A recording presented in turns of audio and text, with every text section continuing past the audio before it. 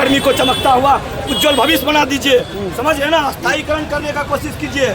क्योंकि हम लोग जो सर्वे करने जा रहे हैं वो सुनने में बहुत आसान लग रहा है, लेकिन जब प्लॉट पे जाते हैं तो बहुत कॉम्प्लिकेटेड है। रैयत से घर घर जाके फॉर्म मांगते हैं, उसके बावजूद रैयत नहीं देते हैं, फिर भी हम लोग बोलते हैं कि आप दीजिए, ये आपके काम है। लेकिन उन लोग को लगता है कि लोग ऐसी कर्मी है। हम लोग से पूछा जाता है कि आप लोग नियोजन पे हैं क्या, आप लोग निकल जाइएगा क्या?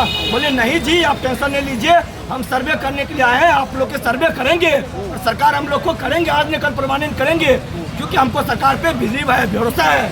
लेकिन इसके बावजूद देख रहे हैं कि हम लोग को कोई प्रकार का ध्यान नहीं दिया जा रहा है सरकार के द्वारा। डबल इंजन की सरकार है बिहार में, फिर भी इसके बावजूद भी जो आप लोग सड़कों पे भटक रहे हैं और अपने नाम का टैग ले लिए इंजीनियर, क्या हो ये बताइए। एक चीज बताते हैं हम आपको, देखिए नाम के टैग तो ले लिए हैं इंजीनियर, आपको पता होना चाहिए बेरोजगारी का जो अभी स्तर है किस लेवल के है। आजकल मान लीजिए कर्मचारी का यदि कोई जॉब निकलता है तो पता चलता है यूपीएससी क्वालिफाइड भी भरने के लिए तैयार हो जाता है। जो यूपीएससी की तैयारी कर रहा था उसका नहीं हुआ तो कर्मचारी में बीटेक होल्डर भी कर्मचारी में भरने चल जाता है। समझिए बेरोजगारी का स्तर किस लेवल के है। यदि मान लीजिए कि कोई जॉब निकला है तो भाई हम तो भरेंगे ना। अब सरकार को ध्यान देना है कि अपने कर्मी को किस तरह से खुश रखे। मान लीजिए आज हम सर्वे करने जा रहे हैं, सर्वे जितना कॉम्प्लिकेटेड है, कल के हम लोग को खुश रखेंगे तभी तो हम प्लॉट में जाके अच्छे सर्वे करेंगे। क्योंकि ये प्लॉट में जो काम है ना किश्तवारी के, एक एक प्लॉट को वेरीफाई करना, एक एक प्लॉट को मान लीजिए जब हम देखेंगे तो प्लॉट को प्रॉपर वेरीफाई करेंगे। यदि माइंड में मेरा ये चलेगा कि आज हम सर्वे कर रहे हैं, 5 साल बाद हमको बर्खास्त कर दिया जाएगा, तो आप बताइए हम किस प्रकार से काम करेंगे। फिर काम प्रॉपर वे में नहीं हो पाएगा, अच्छे जनक से नहीं हो पाए, फिर सरकार बोलेंगे कि आप क्या किए। इसलिए हम सरकार से निवेदन करते हैं, आज से 5 साल पहले भी सरकार से मांगा गया था, संघ के द्वारा आवेदन लेकर दिया गया था कि आप लोग इस पर सोचिए।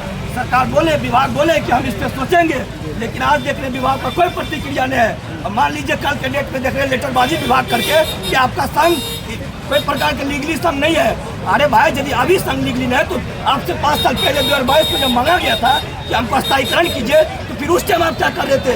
आपने बातों को सुने, माने, उसके बावजूद इस पर कोई प्रकार की प्रतिक्रिया नहीं दिए, ये तो बहुत गलत बात है ना। अच्छा, अनुभव कितना हो गया इसमें? देखिए अनुभव तो बहुत है, आप यदि कुछ पूछिएगा सर्वे रिलेटेड तो और से लेके समझ जाइए पूरा लास्ट कर देंगे। सरकार परमानेंट क्यों नहीं कर रही जब इतना अनुभव है और अनुभव वाले जो काम अगर दे तो वही तो हम आपसे पूछना चाहते हैं कि इतना अनुभव होने के बाद सरकार परमानेंट क्यों नहीं कर रही है? आखिर क्या मानसिकता है? क्या हम लोग को नियोजन पर रख के 5 साल बाद भगाने की कोशिश कर रहे हैं क्या? इससे पहले 18 जिला में सर्वे चला आ रहा है सर्वे, जिसमें देखा गया कि बहुत सारा सर्वे गलत हो गया, समझ रहे ना। फिर से उस जगह प्रॉपर सुधार के सर्वे किया जा रहा है। क्यों?